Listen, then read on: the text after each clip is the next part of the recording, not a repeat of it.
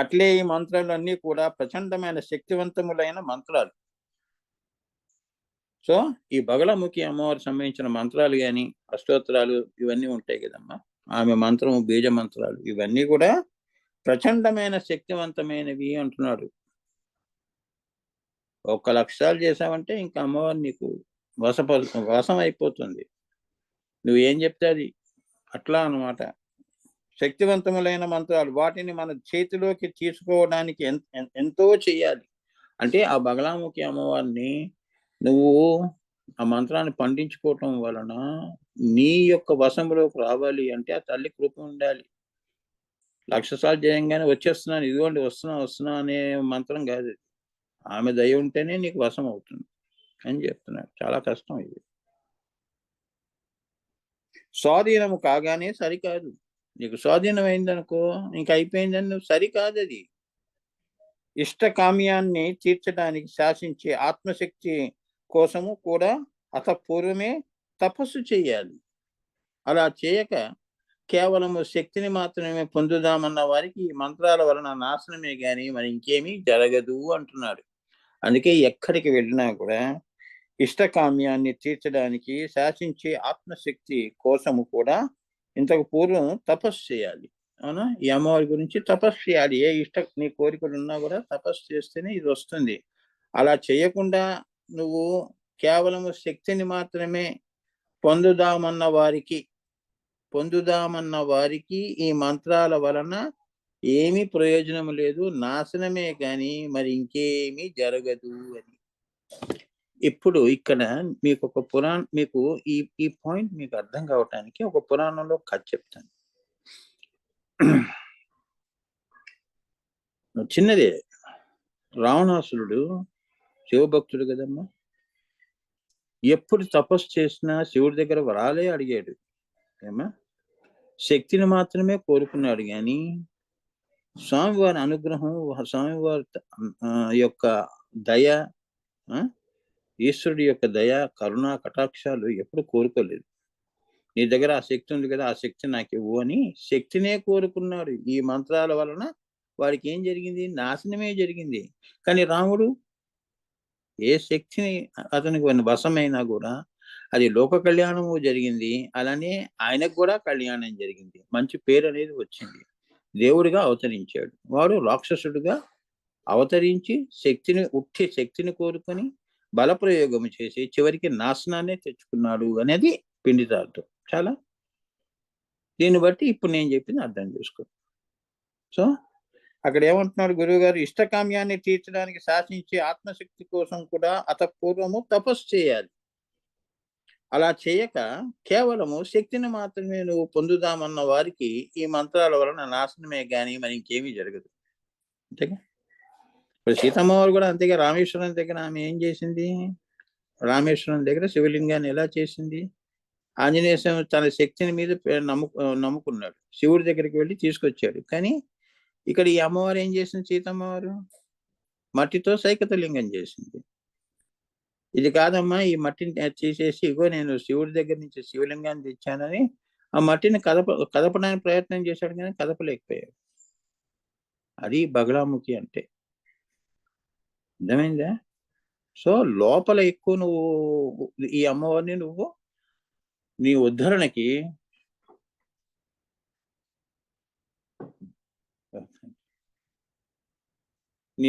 నువ్వు ఉపయోగించాలి కానీ శక్తిని నమ్ముకొని ప్రదర్శన కోసం కాదు అని చెప్తున్నారు.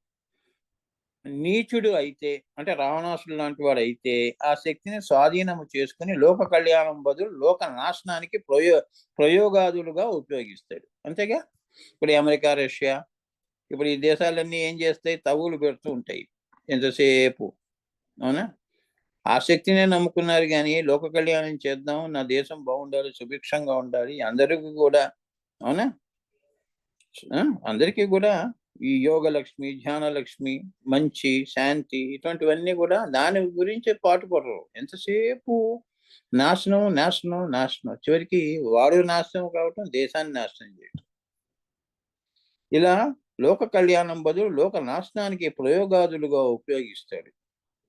దశమహా విద్యల్ని కేవలము మంత్రాలుగా తీసుకుంటే అంత శ్రేయోదాయకము కాదు ఉపాసకునికి అంటున్నాడు.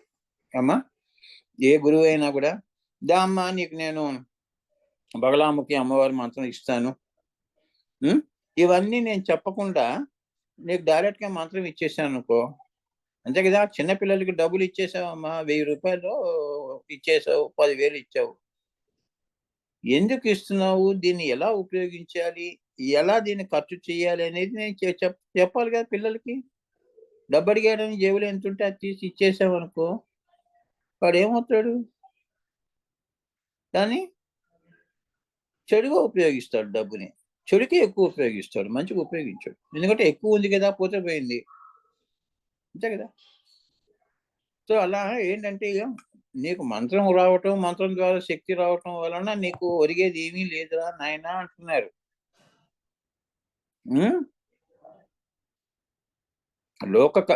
లోక నాశనానికి ప్రయోగాదులుగా ఉపయోగిస్తాడు.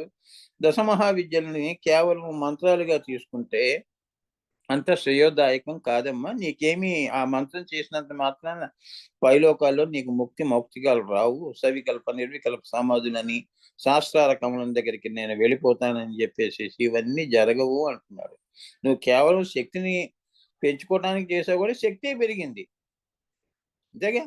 ఇప్పుడు జిమ్కి వెళ్ళావు, దేనికోసం వెళ్ళావు, సన్నగా పీలగా ఉన్నావు అమ్మా, జిమ్కి వెళ్ళాము, కండలు గిండలు అన్నీ వచ్చాయి, ముక్తి వచ్చిందా, రాదుగా. నువ్వు ఏది కోరుకున్నావు అదే ఇచ్చింది జిమ్ము. నువ్వు శక్తి అన్నావు, కండలు వచ్చేసాయి, అవునా. ఇప్పుడు అందరూ జిమ్ముకు పరిగెత్తారు, వాళ్ళకి ముక్తి ఎలా వస్తుంది. ఇది బగలాముఖి అమ్మవారు ఏం చేస్తుంది, నువ్వు శక్తిని కోరుకున్నావు కదా, అదే నీకు ఇచ్చాను, అవునా. నన్ను లోపల నువ్వు ఆరాధించుంటే నీకు నేను పైకి తీసుకెళ్లేవాడిని.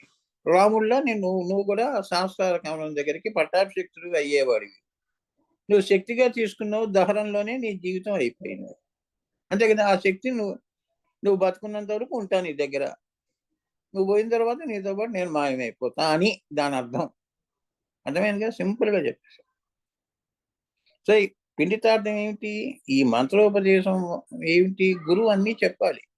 ఇప్పుడు నేను చెప్తున్నాను చూడండి, నీతో ఓపికగా ఇవన్నీ నువ్వు చేస్తున్నప్పుడు లోపల నువ్వు అమ్మవారిని ఉపాంశు వాచక జపాలు చేసుకుంటూ, మనోజపాలు చేసుకుంటూ, ఎందుకంటే లోపల ఈ దశల్ని దాటించే తల్లి ఎవరు అంటే బగలాముఖియే.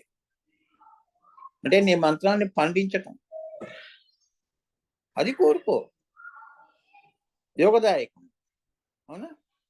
యోగంలో నీకు మంచి స్థితి అనేది వస్తుంది, అవునా. జీవన్ముక్త అని సంస్కార కమలం దగ్గరికి వెళ్ళి నువ్వు అక్కడ సమాధి, దాన్ని ఏమంటారు సమాధి, ఇంకా ముందుకెళ్తే అమ్మవారి లలిత అమ్మవారి దాకా, నిర్వికల్ప సమాధుల దాకా వెళ్ళొచ్చు అని లోపల అటువంటి వరాలు ఇస్తుంది ఏమా.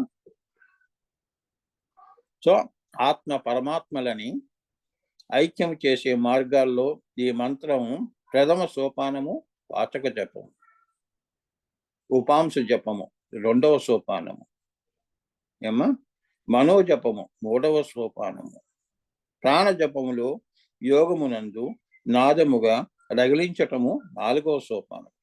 ఇప్పుడు నేను చెప్పింది ఆయన గ్రాంధికంగా చెప్పు.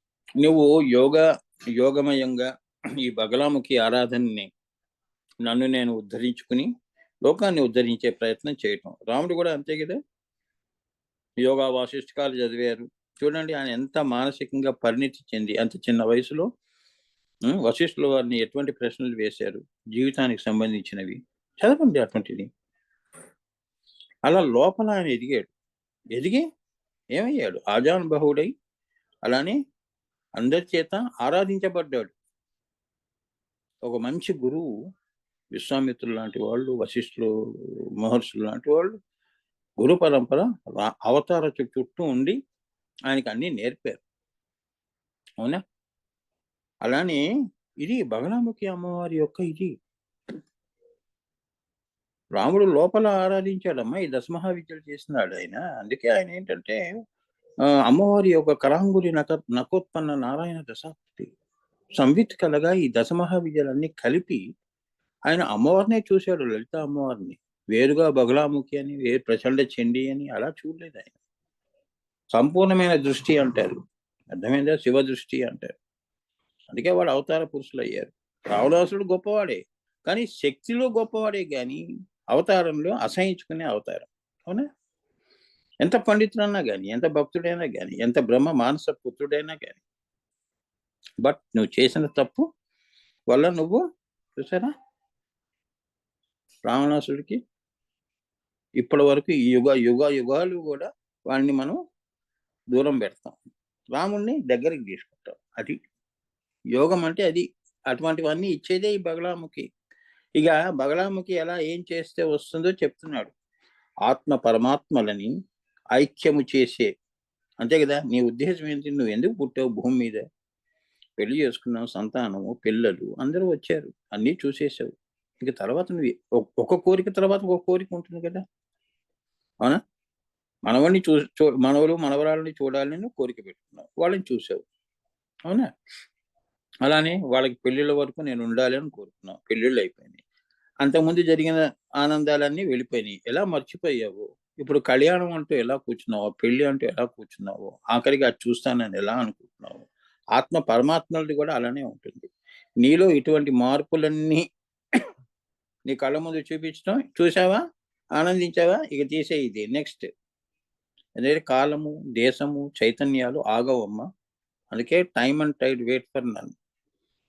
ఏ సమయంలో ఏది చేయాలో చేసేసేయండి. ఇంకా మళ్ళీ మనకి అవకాశం ఇవ్వదు అమ్మవారు. అలా ఆత్మ పరమాత్మల దాకా నువ్వు రావాలి. ఇంక వచ్చేయాలి. ఇంకా మనం ఏంటంటే, మనం సొంత విషయాల్లోనూ, సొంత కుటుంబ విషయాలు గాని, బయట విషయాలు గాని, బంధుమిత్రులు గాని, అదే పట్టుకొని లాట్లాడుతున్నావంటే నీకు ఈ ఆత్మ పరమాత్మల దగ్గరికి ఎప్పుడొస్తావు? ఈ లోపల నీ జీవితమే అయిపోతుంది. Time and tide wait for none అంటే నీ కోసం ఆగదు.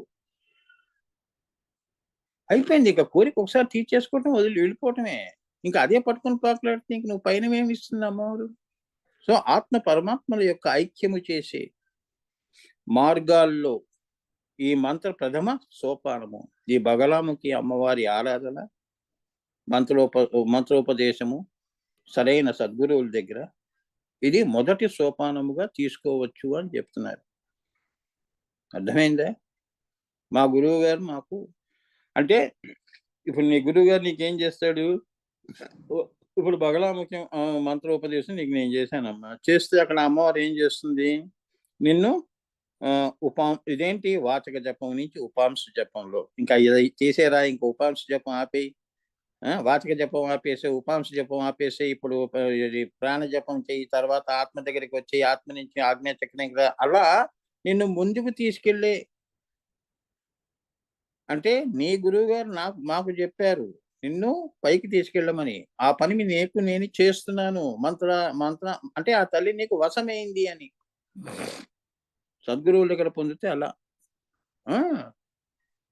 ఆ తల్లి ఎక్కడా నీకు ఏమిటి కష్టం కలిగించకుండా ముందుకు తీసుకెళ్ళే మంత్రము ప్రథమ సోపానము అన్నారు. అంటే నిర్విఘ్నంగా ఒక పెళ్లి చేస్తున్నామంటే ఏ ఆటంకాలు రాకుండా అన్ని ఎంత జాగ్రత్తగా ఉంటామో, ఎవరో ఉంటారు మనకి హెల్ప్ చేసేవాళ్ళు. అవునా? పెళ్లి ఏ మాట అనకుండా పెళ్లి బాగా జరిగిందండి. మాట పడలేదు, మాట అనలేదు. గొడవలు లేకుండా జరిగింది.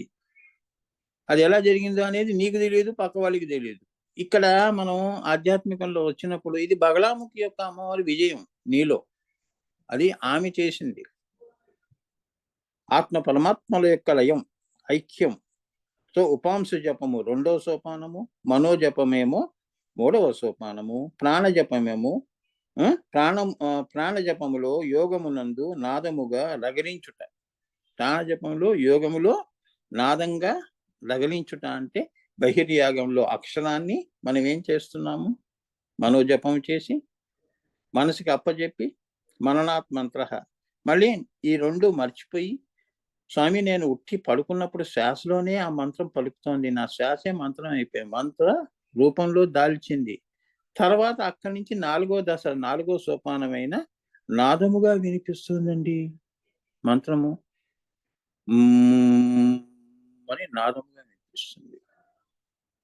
ఇలా 4 సోపానాలు. అంటే ఏంటంటే అమ్మవారి లలిత అమ్మవారి యొక్క బహిర్యాగ, అంతర్యాగ, రహోయాగ, మహాయాగాల్ని నడిపించే తల్లి ఈ బగలాముఖి. లోపల నీకు ఇన్ని చేస్తుంది నీకు. అర్థమైందా? బయట ఒక శక్తిని ఒక శక్తిని వినాశనం చేస్తుంది బయట. అంతే కదా! వాడికి ఎలా తట్టింది ఆలోచన? ఏవి కలిపితే లోక వినాశనం అవుతుంది అనేవి ఆ న్యూక్లియర్ ఆటమ్స్, న్యూక్లియర్ ఎనర్జీని వాడు ఎన్నో కాంబినేషన్స్, పర్మిటేషన్స్‌లో కెమికల్ రియాక్షన్స్ వల్ల వాళ్ళు తెలుసుకుంటారు. వాళ్ళకి అది బయటేమో అలా వాడికి సక్సెస్ చేయిస్తుంది. లోపల ఆధ్యాత్మికంగా మనకి ఈ రకంగా మనకి పైనకి తీసుకెళ్తుంది. బయటనేమో లోక వినాశనం. అందుకే గురువుగారు ఏం చెప్తున్నారంటే, బయట వినాశనం కంటే ఈ శక్తిని మీరు లోపలికి తీసుకోండి అని సైంటిస్ట్‌లకు గాని, ఎవరికైనా ఈ ఎనర్జీని ఒక కళ్యాణంగా ఉపయోగించండి. అంతే కదమ్మా! సింపుల్ గదా! ఇంట్లో మనం ఒక కత్తి తెచ్చుకున్నాము. కత్తి దేనికి? కూరగాయలు తరుక్కోవడానికి మేము కత్తులు తెచ్చాం 4 వెరైటీలవి. ఒక గొంతులు కోసుకోవడానికా? అవునా? కాదు గదా! చక్కగా కాయగూరలు తరుక్కోండి. చక్కగా ఇంకేదైనా అవసరాలుంటే దాన్ని ఉపయోగించుకోండి.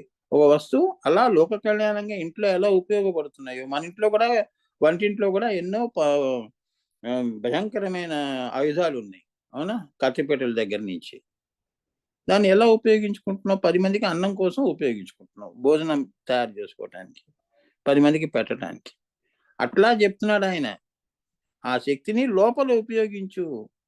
మనసులోనేమో అందరిని దృష్టిలో పెట్టుకొని ఇది నువ్వు లోక కళ్యాణంగా ఉపయోగించు. ఈ కత్తిని భోజనం కోసమే ఉపయోగిస్తున్నాను. లోక కళ్యాణంగా నేను ఉపయోగిస్తున్నాను అని దానర్థం. ఏ శక్తైనా నీ యోగంలో, ధ్యానంలో అది నీకు ఉపయోగపడాలి. ఏమ్మా? అంతేగాని కత్తి ఉంది గదా! అని జెప్పి ఇంట్లోకి వెళ్లి కత్తి తీసుకొచ్చి పక్కవాడిని పొడవటానికి గాదు. ఏమ్మా? అది గొప్పలు చెప్పుకోవడానికే గాదు. మా దగ్గర ఇన్ని కత్తులున్నాయి, అన్ని కత్తులున్నాయి. మా దగ్గర ఇన్ని న్యూక్లియర్ బాంబ్స్ ఉన్నాయి. దేశాలు చూడండి ఇప్పుడు ఏం చెప్తాయి? అన్ని దేశాలు ఎంత ఎందుకు అంత వాళ్ళకి ఆ దేశానికి వాళ్ళ దగ్గరున్న ఆ వినాశకరమైన ఆ యొక్క న్యూక్లియర్ బాంబ్స్, అణువాయుధాలన్నీ ఉన్నాయని జెప్పి దానికి ఆ గర్వం. మేమేం చేసినా నడిచిపోతుందని. కానీ వాళ్ళకి తెలియట్లేదు. ఈ యొక్క శక్తులే చివరికి వాడిని నాశనానికి తీసుకెళ్తుంది. కొన్ని దేశాలు అలా నాశనం అయిపోతున్నాయి ఇప్పుడు. ఎందుకంటే the attitude of the nation is not on the right path. అవునా? అందుకే ఇంట్లో ఆడది స్త్రీమూర్తి ఎందుకంత ఆమెకి దేవతగా కొలుస్తారు అంటే, ఆ స్త్రీకి తెలుసు కుటుంబాన్ని ఎలా నడపాలని. అవునా? డబ్బు కూడా ఒక ఆయుధమే. అంతే కదా! ఆ ఆయుధం డబ్బు ఆయుధం. ఈ డబ్బుని ఎలా ఖర్చు పెట్టాలి? అవునా? అలానే వస్తువులతో పాటు డబ్బు కావచ్చు, ఆలోచనలు కావచ్చు, పిల్లల భవిష్యత్తు కావచ్చు, ఇదంతా బగలాముఖి శక్తి అమ్మా. తలుచుకుంటే కొడుకుని దొంగ చేయొచ్చు, దొర చేయొచ్చు, ప్రైమ్ మినిస్టర్ చేయొచ్చు, డాక్టర్ చేయొచ్చు తల్లి. ఆ శక్తి ఎవరిస్తున్నారు? బగలాముఖి. అవునా? మంచి బుద్ధులు నేర్పి లోకంలో పిల్లల్ని వదలటం. ఆ రకంగా లోక కళ్యాణం అవుతుంది. దొంగలు, దొరలుగా దోచుకునే వాళ్ళలో మనం ఆహ్, అంటే అటువంటి శిక్షణ బోధన ఇచ్చామనుకో, పిల్లలు కూడా దేశానికి ఏమిటి లోక కంటకుల్లా అవుతారు. రాక్షస జాతి పెరుగుతుంది. మంచి వాళ్ళకి స్థానం ఉండదు అని చెప్తున్నారిక్కడ. అందుకే దశమహావిద్య జోలికి వెళ్ళాలి అంటే జాగ్రత్తగా ఉండాలి. నువ్వు దేనికోసం చేస్తున్నావని నీ సద్గురువు అడుగుతాడు. ఎందుకు అడుగుతున్నావమ్మా ఈ అమ్మవారిని అని? నీకోసమా? యోగం కోసమా? ధ్యానం కోసమా? అది నేను అడగటం ఫస్ట్ రాంగానే అడిగినా, నీ సంకల్పం చెప్తావుగా, దాన్ని బట్టి ఆయనకి ఇవ్వాలా? ఇవ్వకూడదా? అనేది నిర్ణయించుకుంటాడు. సద్గురువులు ఏం చేస్తారు? నువ్వు చెప్పకపోయినా నీ సంకల్పం కళ్ళు మూసుకొని చూసి చెప్పేస్తాడు. వీడికిస్తే ఇది నాశనం అవుతుందని. అందుకే చూడండి దేవతలందరూ ఈ బగలాముఖి అమ్మవారిని ఇచ్చే ముందు రావణాసురుడు గాని, ఇంకెవరన్నా గాని, హిరణ్యకశిపుడు గాని, "ఒరేయ్! నీకేం గావాలి? నాకు చావులేని వరం ఇవ్వు" అన్నాడు. తెలుసు ఆయనకి. వీడు చావులేని వరం కోరుతాడని. అరే! ఏదైతే తన దృశ్యం తన నశ్యం ఏదైతే పుడుతుందో దానికి నశించిపోయే గుణం ఉంటుంది గాబట్టి, నీకు నీ చావు నేను ప్రదానం చేయలేను. కానీ నువ్వు ఎలా చావాలో అది చెప్పు. అది నేను నీకు వరం ఇస్తాను అంటాడు. సో, హిరణ్యకశిపుడు ఏం చేశాడు? అవునా? అట్లా రాక్షసులతో వారి సంహారం అనేది జరుగుతుంది. కానీ చావు తప్పదు అని. అదే బగలాముఖి అమ్మవారు. అర్థమైందా అమ్మా? ఇక్కడ కూడా నువ్వేం కోరుకున్నావు? లోపల ఆత్మ పరమాత్మల యొక్క లయము అన్నావు. ఇక్కడ ఏది చావు అయింది? ఇక్కడ ఈ శరీరము, మన మనస్సు అమనస్కం చేయటం, ఈ శరీరం కేవలం ఇది పరుల కోసమే ఉన్నది అని తెలుసుకోవటం, ఆది భౌతికం నుంచి ఆధ్యాత్మికం రావటం, ఇవన్నీ కూడా అమ్మవారు తీసేస్తుంది. అది కూడా నాశనమే. తీసి నిన్ను ఉత్తమమైన స్థితిలోకి తీసుకెళ్తుంది అని. ఎందుకంటే నీ సంకల్పం బాగుంది, శివ సంకల్పం. రావణాసుడిది స్వార్థపూరితమైన సంకల్పాలు వాడి. నేనే బాగుపడాలి అనుకునే వరాలే కోరుకున్నాడు, శక్తిని కోరుకున్నాడు, మంత్రం చేసి ఆత్మలింగాన్ని తెచ్చుకున్నాడు. ఏమైంది దానికి? దాని గతి ఏమైంది? ఆత్మలింగం గతి. అవునా? అదే సీతమ్మ వారు మట్టితో చేసిన సైకత లింగం రామేశ్వరంలా కొలవబడుతుంది. అవునా? మీ చెన్నై దగ్గరే ఉంది కదమ్మా. చూసారా? రావణాసుడు ఆత్మలింగాన్ని తీసుకొచ్చాడు. సీతమ్మ వారు ఏం చేసింది? ఆ ఒడ్డు దగ్గరే కూర్చొని సైకత లింగం అంటే మట్టితో చేసి ముహూర్తం దాటిపోతుంది, అందుకే అక్కడికక్కడే చేసేసి ఇద్దరు కూర్చుని భార్యాభర్తలు పూజ చేయటం మొదలెట్టారు, శివ పూజ. అవునా? మరి అది ఇప్పుడు ఏమైంది? రాముడు అందుకే రామేశ్వరము అన్నారు, పూజించబడేది. అసేతు హిమాచలము అంటే రామేశ్వరం, కన్యాకుమారి నుంచి కాశ్మీరం వరకు పూజించబడుతోంది అని. మరి రావణాసుడు తెచ్చిన ఆత్మలింగం ఎక్కడుందంటే మీరు చెప్పలేరు, నేను చెప్పలేను. ఎక్కడో బెంగళూరులో ఉంది స్వామి. చూసారా? వాడు మంత్రాన్ని నమ్మకం చేశాడు. రాముడు, సీతమ్మ వారు బగలాముఖి అమ్మరి మహాపతివ్రత కదమ్మా. ఇప్పుడు నేను చెప్పినవన్నీ ఆమె చేసింది, ఇక్కడ పెద్ద గురువు గారు చెప్పినవి. అవునా? అలా చేసి అమ్మవారిని ప్రసన్నం చేసుకుంది. లోక కళ్యాణంగా ఒక శివలింగాన్ని స్థాపించింది. ఆ తల్లి అవతారం చాలించేసింది. ఆ తల్లి చేసిన శివలింగమే ఇప్పుడు మనందరికీ అది ముక్తిదాయకమైంది. చాలా ఇంత జాగ్రత్తగా మనం క్యాచ్ చేయాలి. బగలాముఖి అమ్మవారు కంటికి అదృశ్యంగా ఉంటుంది, కానీ నువ్వు తెలుసుకోవాలి. అర్థమైందా?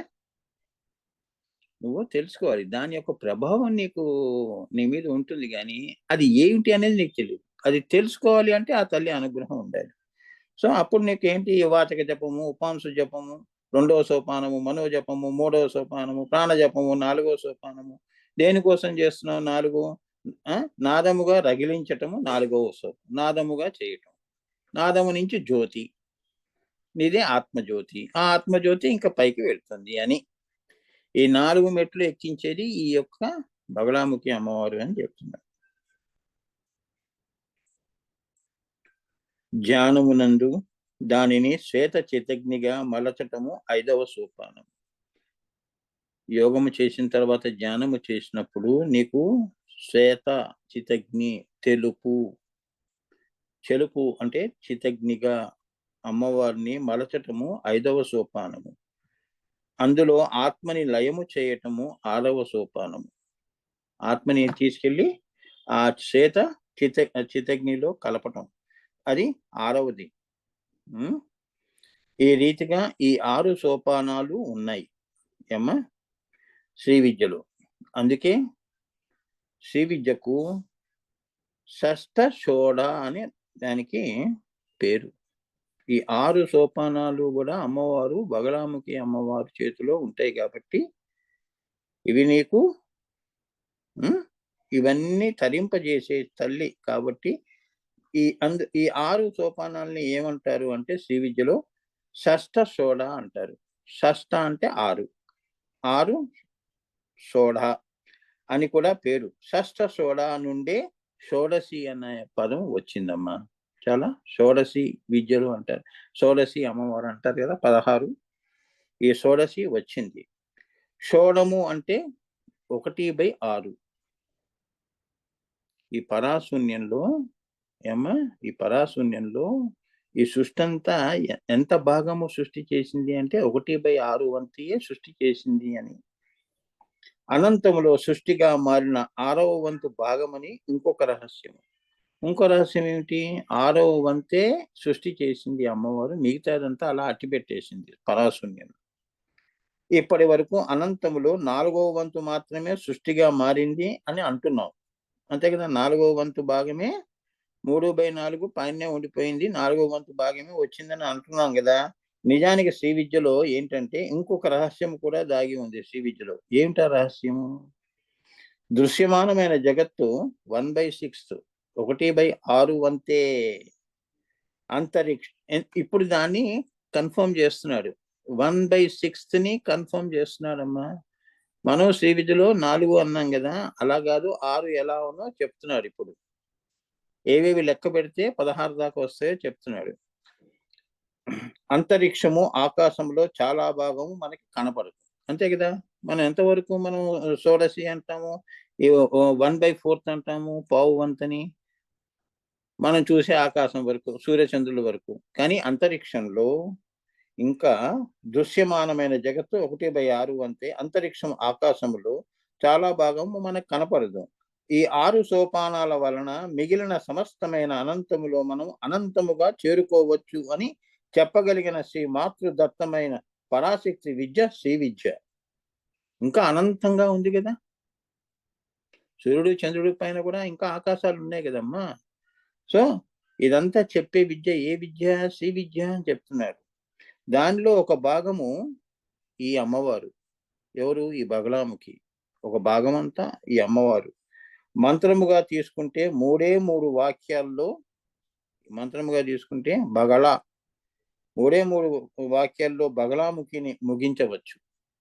అంటే ఈ అమ్మవారు ఎంతవరకు ఈ 1/6 భాగం మొత్తం అంతరిక్షంలో ఎలా ఉందో చెప్తున్నాడు. మన పూర్వులు 3 వాక్యాల్లో ముగించిన సన్నివేశాలు ఉన్నాయి. ఈ బగలాముఖిలో బగళ అన్న దానికి బగళ అనే పేరు దానికి మంత్ర సాంఖ్యంగా తీసుకుంటే 3 అని. ఏమా 3 3 + 3 + 3 అంతేగా? 3 + 3 + 3 ఏమ్మా? అలా ఏమైంది? 9 ఆవరణాలు అయినాయి. ఈ 9 ఆవరణాలు కూడా ఈమె 3గా మహా త్రిపుర సుందరిగా ఈమె కిందకి దిగుతోంది. 3 × 3 9 నవావరణం అంతా కూడా ఉంటాయి. బగళాలో ఈ మంత్ర సాంఖ్యము తెలియకపోతే మంత్ర బహిరంగమే మనం తెలుసుకోగలిగినది. ఈ లోపల ఈ విషయం నీకు తెలియలేదనుకో బయట విషయమే తెలుసు. ఒక మనిషిని చూడటం వాడి మనసు ఏంటో తెలియకపోవటం. మనిషిని చూస్తే అయిపోయిందా? సో ఈ మంత్ర సాంఖ్యం నీకు అంత ముఖ్యం. ఈ బగలాముఖి అమ్మవారు 3 సంఖ్యతో మంత్రశాస్త్రంలో తీసుకోవటం జరిగింది. 3 + 3 + 3 ముల్లోకాలు అన్నారు కదమ్మా. సో ముల్లోకాల్లో ఈ అమ్మవారు 3 × 3 9 అంటే ఏమైంది చివరికి? మొత్తం శ్రీచక్రమే ఆవరించి ఉన్నది ఈ బగలాముఖి అని. ఇటువంటి మంత్ర సాంఖ్యం గనక ఎరుగకపోతే, ఇట్లా నీకు తెలియకపోతే కేవలం మంత్రం ఎలా ఉంటుంది?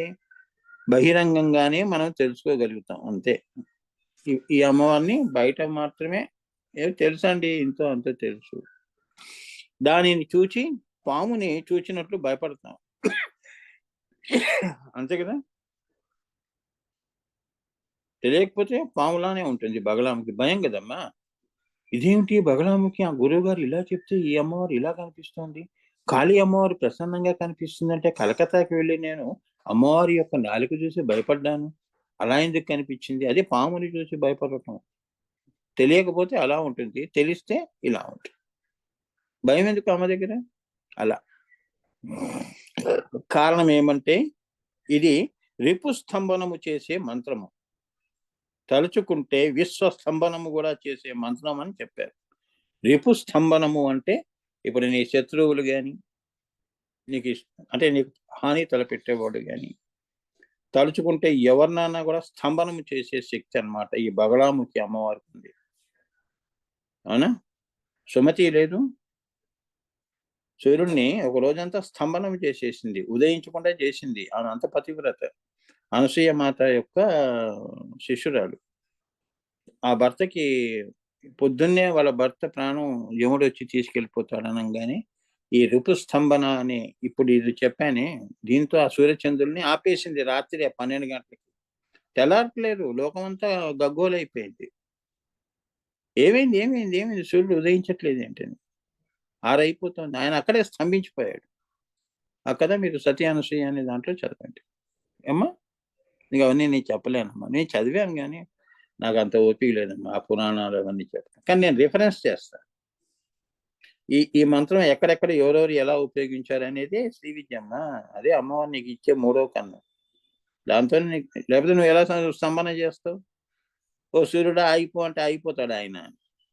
ఈ రిపు స్తంభనము చేసే మంత్రము. ఈ మంత్రం ఎట్లా అంటే విశ్వ స్తంభనము కూడా చేసే మంత్రం అని చెప్పారు. విశ్వము అంటే మరి ఇప్పుడు నేను చెప్పిన కథ. సో, బగలాముఖి అని అన్నిటికీ మంత్ర సాంఖ్యం తీస్తే, ఈ బగలాముఖి అని అన్నిటికీ కూడా మంత్ర సాంఖ్యం తీస్తే మొత్తం ఎంతైంది? 27. 27 మాత్రమే నక్షత్రాలు ఉన్నాయని గుర్తుపెడుతున్నారు. అవునా? అది తప్పు. ఈ అమ్మవారు ఎంతవరకు ఉంది అనేది చెప్తున్నాడు. 27 నక్షత్రాలని నువ్వు చెప్తున్నావు గదా! ఇంకా ఎన్నో నక్షత్రాలు ఉన్నాయిరా నాయనా నీకేం తెలుసు అని బగలాముఖి గురించి. అవునా? మనం అశ్విని, భరణి ఇవి పెట్టుకుంటాం గదా! 27 దాకా. ఇది కాకుండా ఇంకా ఉన్నాయి అంటున్నారు బగలాముఖి విద్యలో. అంటే అంతవరకు గూడా ఈమె ప్రభావం ఉంది అని. ఆ లోకాల్లో గూడా ప్రభావం ఉంది అని. ఆ! ఇదే మరి. 27 నక్షత్ర మండలములకు ఆవల ఉన్నది పాలవెల్లి. ఈ నక్షత్రాలు పైన ఇంకేముంది పాలవెల్లి అంటే మిల్కీ వే. సమూహాలమ్మా. సమూహాలు. పెద్ద పెద్ద సమూహాలు. ఏమ్మా? ఈ 33 అంతస్తులకు పైన ఈ 33 అంతస్తులు ఉంది కదమ్మా! పైన 27 కలిపితే ఏమైంది? 60 అవుతాయి. ఈ 33 అంతస్తులు 27 నక్షత్ర మండలములకు ఆవల ఉన్నది పాలవెల్లి. ఏమ్మా? సో, 33 అంతస్తులకి పైన 27 నక్షత్రాలు అన్నావు గదా! అది కలిపితే ఎంతయింది? 60 అవుతాయి. దానిపైన మళ్ళీ ఇంకేమేమి ఉన్నాయి? పర, అవ్యక్త, మహద్, అహంకారాకాశములు అనే 4 ఆకాశాలు ఉంటాయి. అలానే ఈ క్రింద చూసింది మనము భూతాకాశము, తన్మాత్రాకాశాలు మాత్రమే అని గమనించాలి. అంటే నువ్వు తెలుసుకున్న బగలాముఖి ఎంతవరకు తెలుసుకున్నావు? భూతాకాశము, తన్మాత్రాకాశాల వరకే నువ్వు తెలుసుకున్నావు. ఈ తల్లి అంతరిక్షం దాకా కూడా వెళ్ళింది. అంటే ఇంకా ఎక్కడెక్కడ? హ్మ్.